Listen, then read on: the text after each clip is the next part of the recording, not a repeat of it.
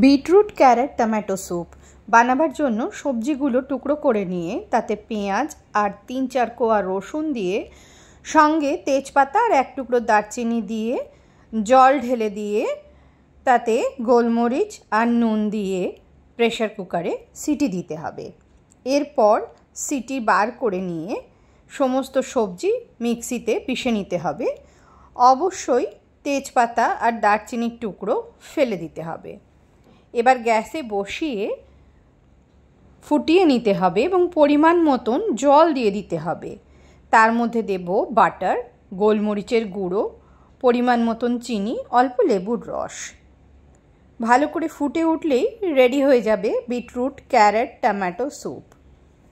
শীতকালে কিন্তু এই স্যুপ আরও বেশি উপাদেয়, গরমকালেও মানুষ খেতে পারে। ওয়েট লসে অথবা আয়রনের জন্য খুবই জরুরি এই স্যুপ, খেতেও টেস্টি আর হেলদিও।